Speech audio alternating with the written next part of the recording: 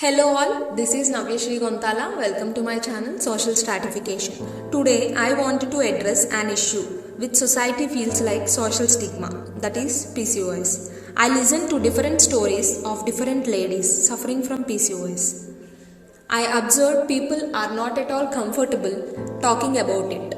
So I made some serious studies on it and made some observations on it, and I decided to break the silence by giving brief idea about PCOS. All women have two ovaries that release an egg every month. Ovaries produce male hormones in minute quantities. Women with PCOS may have infrequent or prolonged menstrual periods or excess male hormone levels. In PCOS condition, the ovaries produce higher amount of male hormones which interferes with development and release of eggs. Eggs develop into cysts, which are little sacs filled with liquid. Instead of being released during ovulation, cysts build up in ovaries and get enlarged. PCOD is more common in comparison with PCOS. Genes, insulin resistance and inflammation have all been linked to PCOS. What is insulin resistance? Insulin is hormone produced by pancreas to help body use sugar from food. When cells can't use insulin, amount of insulin production increases that triggers ovaries to produce more male hormones, that is androgen. Up to 80% of women with PCOS are overweight. Women with PCOS are likely to be deficient in vitamin D. Change in lifestyle makes PCOD better. Remember, PCOD or PCOS is not at all curable.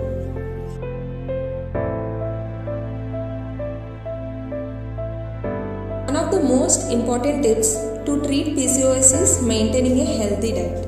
High fiber vegetables such as broccoli, sprouts, beans, anti-inflammatory foods such as tomatoes, spinach, olive oil, fish high in omega-3 fatty acids, walnuts, and iron-rich foods such as eggs, broccoli, and magnesium intake such as cashews, bananas must be added in your diet.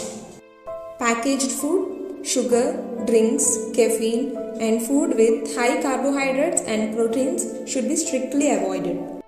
Yoga, workout, meditation help cure PCOS. Few asanas and pranayamas which we can practice daily.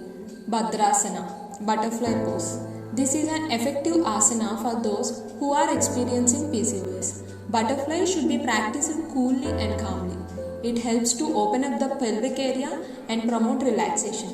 It beats stress and relieve menstrual discomfort. Naukasana, commonly known as boat pose. Naukasana is good in case of PCOS as boat pose put excess pressure on abdominal region. Surya Namaskar. The 12 yoga poses in the sun salutation is good to enhance flexibility in the body as well as effective in controlling hormonal imbalance. Surya Namaskar is also helpful in controlling of weight. Sun salutation helps to detoxify and de-stress the entire system. If your body have shown any of the symptoms mentioned, kindly go to a doctor. Please don't neglect. PCOS varies from person to person. Clearly explain all your problems to a doctor without any hesitation. Remember, you are not alone. We are in this together.